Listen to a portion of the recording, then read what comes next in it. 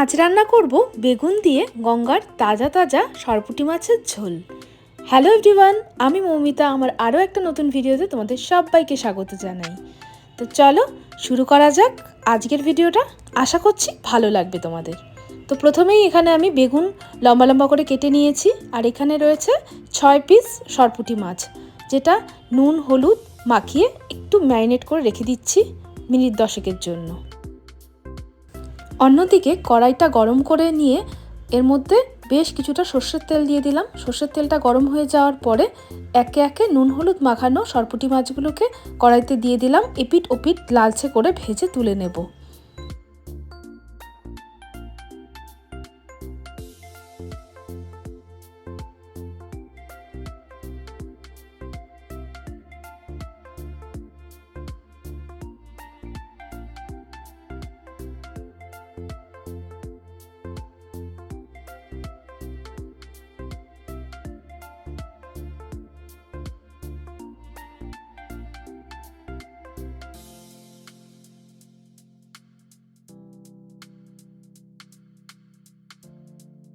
তো এইভাবে আমি সব মাছগুলোকে ভেজে তুলে নিলাম।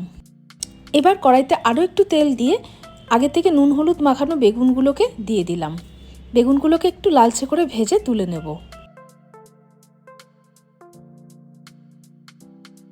বেগুনগুলো ভাজা হয়ে গেছে, বেগুনগুলো তুলে নিয়েছি। আর অন্যদিকে কড়াইতে সর্ষের তেল গরম করতে দিলাম। আবারও সর্ষের তেলটা গরম হয়ে যাওয়ার পর ফোড়নে দিলাম গোটা জিরে। ফোড়নটা ভাজা হয়ে গেলে এর মধ্যে দিয়ে দিলাম একটা কুচনো পেঁয়াজ। পেঁয়াজটা একটু লালচে করে ভেজে নেব। পেঁয়াজটা বেশ বাদামি রং ধরলে তার মধ্যে দিয়ে দিলাম পেঁয়াজ বাটা, আদা বাটা, রসুন বাটা। আবারও ভালো করে সব কিছু নাড়াচাড়া করে মিশিয়ে দিয়ে বেশ কিছুক্ষণ ভাজা ভাজা করে নেব। একটু ভাজা ভাজা হয়ে গেলে এর মধ্যে দিলাম একটা ছোট টমেটো কুচোনো। টমেটোটাকে ভালোভাবে ভেজে নেব এই পেঁয়াজ রসুনের সাথে। টমেটোটা গলে এসছে। এবার এর মধ্যে দিয়ে দিলাম স্বাদ মতো নুন, হাফ চা চামচ হলুদ গুঁড়ো, হাফ চা চামচ লঙ্কার গুঁড়ো। আবারও সব কিছু মিশিয়ে নিয়ে দুটো কাঁচা লঙ্কা দিয়ে দিলাম। তারপরে দিলাম সামান্য একটু জিরে গুঁড়ো, হাফ চা চামচ মতো। ভালো করে নেড়েচেড়ে মিশিয়ে দিলাম। স্টিমটা একটু কমই রেখেছি। তারপরে আগে থেকে ভেজে রাখা বেগুনগুলোকেও দিয়ে দিলাম। আবারও মশলার সাথে বেগুনগুলোকে একটু নেড়েচেড়ে মিশিয়ে নেব। এবার যতটা পরিমাণ ঝোল দেব ততটা পরিমাণ জল দিয়ে দিলাম। তো জলটা ফোটা অবধি ওয়েট করব। একটু ঢাকা চাপা দিয়ে দেব যাতে ভালোভাবে ঝোলটা ফুটে আসে। দেখো মোটামুটি ফুটে এসছে। এবার আগে থেকে ভেজে রাখা মাছগুলো একে একে ফুটন্ত ঝোলের মধ্যে দিয়ে দিচ্ছি।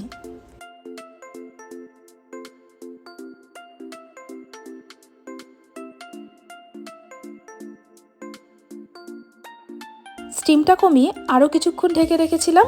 তো দেখো মোটামুটি ঝোলটা কিন্তু ফুটে এসছে।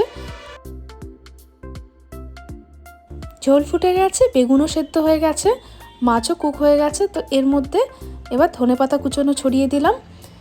একটুখানি স্টিমটা বন্ধ করে ঢাকা দিয়ে রেখে দেব, তারপরে নামিয়ে নেব। এই হলো সরপুঁটি মাছের final look.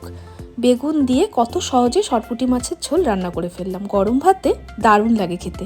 Tata, thanks for watching.